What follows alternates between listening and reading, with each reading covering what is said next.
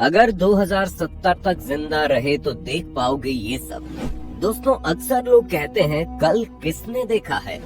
अगर आप बड़े बड़े ज्योतिषियों से भी पूछने जाएंगे तब भी वो आपको एग्जैक्ट नहीं बता पाएंगे कि आने वाले भविष्य में क्या होने वाला है। पर चिंता मत कीजिए, क्योंकि हम ज्योतिषी तो नहीं है, लेकिन एक बात तो पक्की है कि आने वाले कल का जो चेहरा हम आपको दिखाने वाले हैं उसे देखकर आप हैरान जरूर हो जाओगे। दुनिया में की जाने वाली अलग अलग तरह की रिसर्च में ये पाया गया है कि आने वाले भविष्य में किस तरह को हमें देखने को मिलेगा, और आज हम उन्हीं के बारे में बात करने वाले हैं। लेकिन हाँ, वीडियो शुरू करने से पहले एक छोटी सी रिक्वेस्ट है। वीडियो के नीचे रेड कलर का सब्सक्राइब बटन दिख रहा होगा, उस पर क्लिक करके सब्सक्राइब कर लें, और साइड में बेल आइकॉन भी दिख रहा होगा, उस पर भी क्लिक कर लें ताकि आपको वीडियो मिले सबसे पहले। सबसे पहले बात करते हैं इंडियन स्पेस की, क्योंकि इसरो की कामयाबी पर आज हम सभी को बहुत गर्व है। फिर चाहे वो 104 सैटेलाइट्स को एक सिंगल रॉकेट के जरिए भेजकर दुनिया में कीर्तिमान स्थापित करना हो, या फिर पहली ही बार में मंगल पर लैंड करना हो, भारत की स्पेस एजेंसी ने कम बजट के साथ बहुत बड़े बड़े कारनामे किए हैं। बस एक चीज बाकी रह गई है, वो ये कि हम आज तक किसी भी इंसान को स्पेस में नहीं भेज पाए। इसरो को हमेशा इस चीज के लिए दूसरे देशों की मदद लेनी पड़ती है, लेकिन चिंता मत करो, क्योंकि आने वाले समय में सब कुछ बदलने वाला है। इसरो का ये अनुमान है कि साल 2024 के अंत तक भारत अपना पहला मैन्ड मिशन स्पेस में भेजेगा। लॉकडाउन की वजह से थोड़ी बहुत देर भी हो जाएगी, तब भी 2 से 3 साल के अंदर भारत अपना पहला इंसान स्पेस में भेज पाएगा। इस पूरे मिशन का नाम गगनयान रखा गया है, जिसमें 10,000 करोड़ का खर्च आ रहा है। इस मिशन के दौरान 3 एस्ट्रोनॉट्स वाले एक स्पेस क्रू को 5 से 7 दिनों के लिए स्पेस में भेजा जाएगा। अब बात करते हैं क्लाइमेट और पॉपुलेशन की, क्योंकि एक अनुमान के मुताबिक दुनिया की सबसे ज्यादा जनसंख्या वाले देश चाइना की जनसंख्या लगातार बूढ़ी होती जा रही है, और चाइना में जो कुछ समय के लिए 1 चाइल्ड पॉलिसी लगाई गई थी, उसकी वजह से वहाँ की पॉपुलेशन ग्रोथ में भी रुकावट आने वाली है, जिसका सीधा सा मतलब ये है कि भारत आने वाले मात्र कुछ सालों के अंदर ही जनसंख्या के मामले में चाइना को पछाड़ देगा। 2042 आते आते दुनिया की कुल जनसंख्या 9 बिलियन पहुंच जाएगी, और भारत उस वक्त दुनिया का सबसे अधिक जनसंख्या वाला देश होगा, जिसकी वजह से एक तरफ भारत को फायदा होगा तो वहीं दूसरी तरफ नुकसान भी होगा, और अगर अच्छे से प्लानिंग नहीं की गई तो नुकसान बहुत भयानक हो सकता है, जिसका परिणाम गरीबी, भुखमरी और बेरोजगारी के रूप में देखने को मिलेगा। और बात केवल यही खत्म नहीं होती, दुनिया की आबादी जितनी तेजी से बढ़ रही है उतनी तेजी से पेड़ों की कटाई हो रही है, ताकि लोगों की जरूरतों को पूरा किया जा सके। और साल 2050 तक ये नौबत आ जाएगी कि अमेज़न रेन फॉरेस्ट, जहाँ से पूरी दुनिया को ऑक्सीजन मिलती है और हम जिंदा रहते हैं, वो आधा खत्म हो चुका होगा।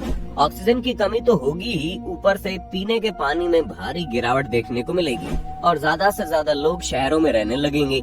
इसकी वजह से और भी ज्यादा तबाही मचेगी। दोस्तों, माना जा रहा है कि 2037 तक क्लाइमेट चेंज के कारण आर्कटिक की सारी बर्फ पिघलकर समुद्र पर असर करेगी, और समुद्र का स्तर बढ़ जाएगा, जिसके कारण आधी से ज्यादा दुनिया में बाढ़ का आतंक देखने को मिलेगा। और अगर हमें ये नहीं चाहिए तो अभी से आर्कटिक की बर्फ को बनाए रखना है, और ये तभी होगा जब हम क्लाइमेट चेंज पर ध्यान दें और पोल्यूशन को खत्म कर दें, वरना तबाही इतने भयानक होगी कि आने वाले 70-80 साल बाद दुनिया में बहुत बड़ा भूचाल आएगा। लेकिन जहाँ एक तरफ पोल्यूशन वगैरह से हमें तबाही देखने को मिल सकती है, तो वहीं दूसरी तरफ भविष्य में बिल्कुल एडवांस लेवल की हाईटेक टेक्नोलॉजी देखने को मिलेगी, और इसमें सबसे बड़ा हाथ हमारे एलन मस्क भैया का रहेगा, जो 2024 में मंगल ग्रह की तरफ अपना एक स्पेस क्राफ्ट भेज सकते हैं, जिसमें एलन मस्क लोगों की बजाय पहले कार्गो मंगल ग्रह तक भेजेंगे। और अगर ये मिशन सक्सेसफुल हो जाता है तो 2026 के अंत तक मस्क मंगल की जमीन पर इंसानों को भी उतार देंगे, यानी आने वाले 4-5 सालों में मंगल पर कदम रखना सपना नहीं होगा बल्कि सच हो जाएगा। और 10-20 सालों में तो लोग लंदन, स्विट्जरलैंड नहीं बल्कि मंगल पर अपनी छुट्टियां मनाने जाएंगे। एलन मस्क यहीं पर नहीं रुकने वाले, बल्कि 2025 तक वो अपने न्यूरोलिंक प्रोजेक्ट को भी दुनिया के सामने ले आएंगे। असल में एक ऐसा प्रोजेक्ट है जिसमें इंसान के दिमाग में चिप फिट की जाएगी, जो दिमाग की इलेक्ट्रिसिटी से चलेगी। इस चिप का मकसद मानसिक रोगों से बीमार लोगों के दिमाग में बंद पड़ गए हिस्सों को फिर से एक्टिव करना होगा, जिससे कई अन्य समस्याओं से जूझ रहे लोग वापस से ठीक हो सकेंगे। एलन मस्क का कहना है कि साल 2040 तक आते आते ये चिप इस तरह से काम करने लग जाएगी कि 2 इंसान जिनके दिमाग में चिप डाली गई होगी उन्हें आपस में बात करने के लिए बोलने की भी आवश्यकता नहीं पड़ेगी और वो केवल इस चिप की मदद से एक दूसरे से बात कर पाएंगे। और अगर हम नासा की बात करें तो दोस्तों कहा जा रहा है कि साल 2036 में नासा पहली बार 2 रोवर को हमारे सोलर सिस्टम से बाहर हमारे सबसे नजदीकी तारे अल्फा सेंचुरी की तरफ भेज सकता है। यहाँ के हैबिटेबल जोन में एक ऐसा प्लेनेट भी है जहाँ पर जीवन के मिलने की संभावना है, लेकिन इस रोवर के वहाँ पहुँचने में 20 साल का वक्त लगेगा। ऐसे में वहाँ पर एलियंस है या नहीं, इस बात को जानने के लिए हमें 2056 तक रुकना पड़ेगा। अब पता नहीं तब तक हम जिंदा रहें या ना रहें, लेकिन एक बात तो पक्की है, दुनिया में कई सारे बदलाव तब तक हो चुके होंगे। और हम इलेक्ट्रिक व्हीकल्स को कैसे भूल सकते हैं। जैसा कि आप जानते हैं, सेल्फ ड्राइविंग गाड़ियां आजकल लगातार सुर्खियां बटोर रही है। नई नई कंपनियां ऐसी गाड़ियां बनाने में लगी है जो अपने आप चलती हो, उसे ड्राइवर की बिल्कुल भी आवश्यकता नहीं है। बस उन गाड़ियों को डेस्टिनेशन बतानी है और वो चलती चली जाएंगी। इतना ही नहीं, इस तरह की गाड़ियों में सेंसर लगे होंगे जिसकी मदद से गाड़ी के सामने अगर कोई चीज आती है तो गाड़ी अपने आप ही रुक जाएगी।